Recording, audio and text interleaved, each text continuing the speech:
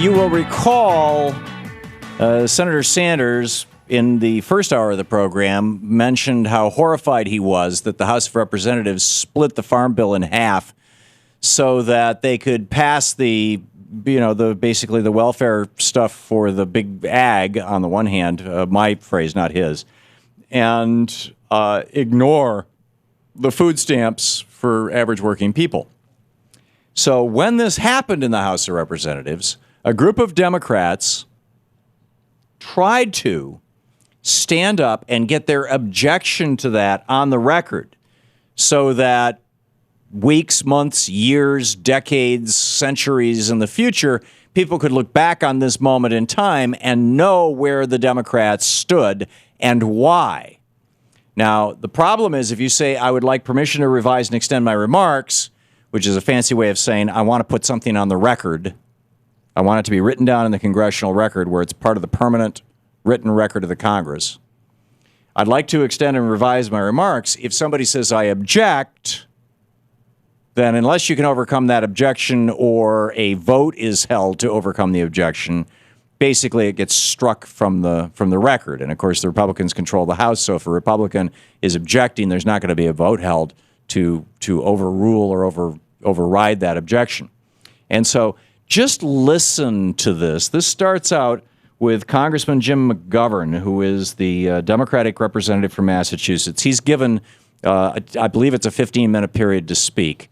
And so what he does is he uses his time by tossing it out to other members of the House of Representatives so that they can put their remarks on the record.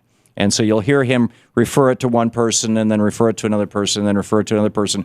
And finally, he gets what the Republicans are doing. And by the way, the objection every single time is Louis Gohmert, the Republican from Texas. And that Louis Gohmert keeps objecting to this. But just now that you understand how it works and what's going on, listen to the Republicans preventing the Democrats from even getting onto the record the fact that they object to the fact that the Republicans have stripped the food stamps out of the Farm Bill. Here it is. The gentleman from Massachusetts is recognized. I yield to the gentlelady from Oregon, Ms. Bonamici, for a unanimous consent request. The gentlelady is recognized. Mr. Speaker, I ask unanimous consent to revise and extend my remarks in strong opposition to the Farm Bill rule and the underlying bill because it will increase hunger in America. Objection. There is objection. Mr. Speaker, I yield to my good friend, the gentleman from Massachusetts, Mr. Kennedy, for a unanimous consent request. Gentleman's recognized. Thank you, Mr. Speaker. Mr. Speaker, I ask unanimous consent to revise and extend my remarks in strong opposition to the Farm Bill rule and the underlying bill because it takes food nutrition away from working families. Thank you. Is there objection? There is objection.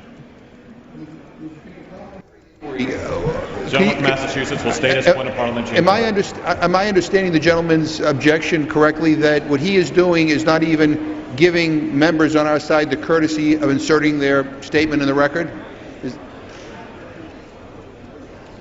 Will state a proper point of parliamentary inquiry. I'm trying to understand what the objection means that the gentleman from Texas, I mean, does that mean that the gentleman from Massachusetts' statement that he just made will not appear in the record? The objection was to the unanimous consent request.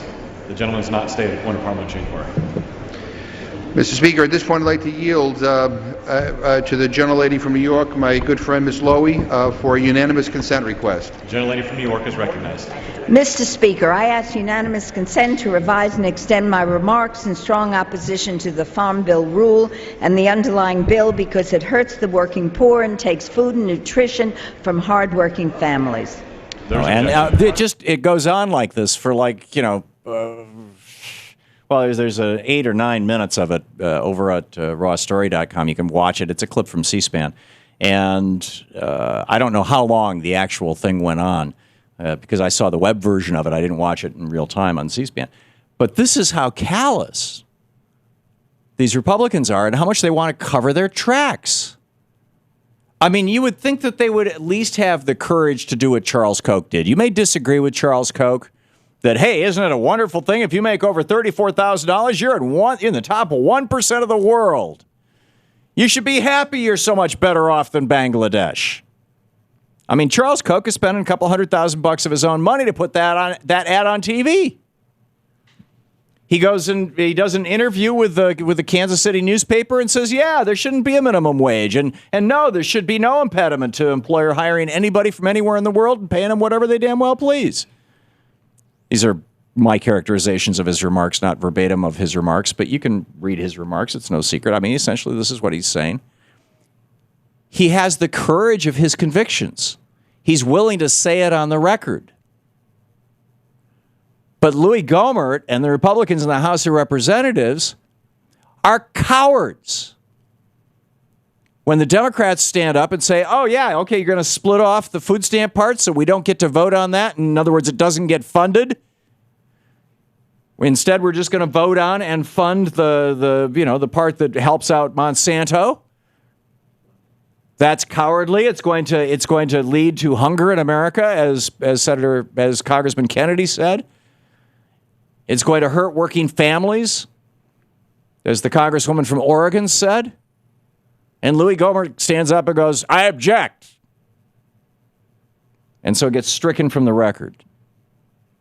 Not only are these people heartless, not only are they just totally in the bag for the billionaires and the transnational corporations, and in this case the big ag companies, and trashing the American middle class and the working people and the poor people, the working poor of this country, and the genuinely poor, the impoverished, the disabled. Not only are they trashing them, but they're such cowards that they're doing everything they can to prevent the Democrats who stand up to speak in opposition to this kind of behavior from even having their remarks on the record. And you can look back at the congressional record in the 1830s, and you can see when John Quincy Adams was fighting against slavery, and after he became president, he went back and ran for the House of Representatives. And he would get up, stand up and give speeches, and he would read them into the record. He'd submit them to the record. They're on the record.